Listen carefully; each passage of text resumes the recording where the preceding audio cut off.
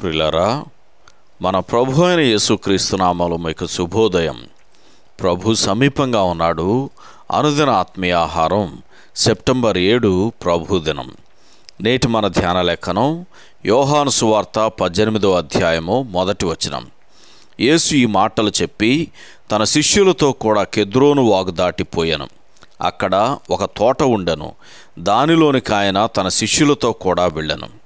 వ్యాఖ్యానాంశం నూనెగానుగా ఉన్న తోట. వ్యాఖ్యానాంశం నూనెగానుగా ఉన్న తోట.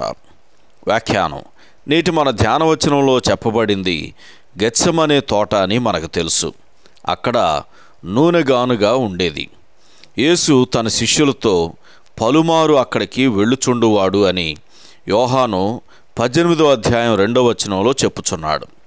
11 మంది శిష్యులు ఆయన మాటల అర్థాన్ని గ్రహించలేదు. అయినప్పటికీ ఆయన వారితో సాంగత్యం కలిగి ఉండటానికి ఇష్టపడ్డాడు. ఆయన వారిని ఏర్పరచుకున్నాడు. యోహాను 15:16. అలాగే తండ్రి వారిని ఆయనకు అనుగ్రహించాడు. యోహాను సువార్త 17వ అధ్యాయం 9వ వచనం. ఆ రాత్రి గెత్సెమనే తోటలోని గానుగ నూనె ఆనందాన్ని గురించి మాట్లాడదు. కీర్తన గ్రంథం 45వ కీర్తన 7వ వచనం చదవండి. అయితే ఆయన కోసం ఎదురు చూస్తున్న దుఃఖాన్ని గురించి ఆ నూనె మాట్లాడుతుంది. కెద్రోను వాగును గురించి ఇక్కడ ప్రస్తావించబడింది. దీనికి కల్లోలం అని అర్థం. దాని పేరుకు తగినట్లుగా అది సందర్భాన్ని తెలియజేస్తుంది. ఆయన తన దేవుని చేత 3 గంటల కటిక చీకటిలో విడవబడతాడనే మిక్కుటమైన దుఃఖం హృదయంలో నుండి పొంగి పొర్లుచుండగా ఆయన ఘోరమైన ఒత్తిడికి గురయ్యాడు. ఆయనకి ఇవన్నీ ముందుగానే తెలుసు. తెలిసిన దానికోసం ఎదురు చూడడం ఎంతో దుర్భరం. కానీ ఆయన దాని నుండి తన ముఖం తిప్పుకోలేదు. యోహాను సువార్త 18వ అధ్యాయం 11వ వచనం చదవండి. ఈ పవిత్రమైన విషయాలు మన మనస్సులు హృదయాల గ్రహింపునకు మించినవి. కానీ యేసు తన తండ్రిని సంతోషపెట్టడానికి, తన శిష్యులను తనతో ఉంచుకోవడానికి, వారి వాక్యం వలన నాయందు విశ్వాసముంచు వారందరూ ఏకమై ఉండవలెనని వారి కొరకును ప్రార్థించాడు. యోహాను సువార్త 17వ అధ్యాయము 20వ వచనం చదవండి. అవును, మన కొరకు అనగా మన నిత్యత్వం కోసం తనను తాను బలిగా అర్పించుకున్నాడు.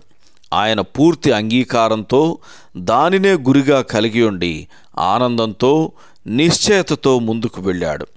మనం ఈ విషయాలను తలపోయిచుండగా మన హృదయాలలో ఆయన ప్రేమను గూర్చిన అనుభూతి కలుగుతుంది అని ఎఫెసీయులకు రాసిన పత్రిక 5వ అధ్యాయము 2వ వచనం చదివితే మనకు అర్థమవుతుంది. ప్రతి ప్రభు దినాన ఆయన తన చుట్టూ మనలను ప్రభురాత్రి భోజనానికి చేర్చుకున్నప్పుడు మన ఆలోచనలను, మన స్తుతి అర్పణలను, మన గీతాలను ఆయన ఆత్మ ద్వారా నడిపిస్తాడని ఎదురుచూస్తూ ఉండగా కొంత బలహీనమైనప్పటికీ ఆయనకు ప్రతిస్పందించాలని మనం కోరుకుంటాం.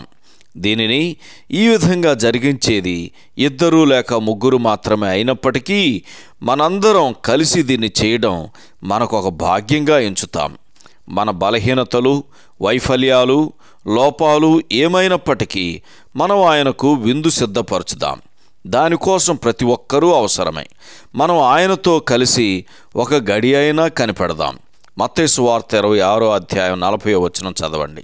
ఈ అమూల్యమైన వాస్తవాన్ని దృష్టిలో ఉంచుకొని మనం ఒకరినొకరు చూడగలిగితే అది మొత్తంగా మన సహోదర సంబంధాలకు ఎంతో మార్పు తెస్తుంది. సహోదరుడు సైమన్ అట్వుడ్. శుభములతో వందనాలు.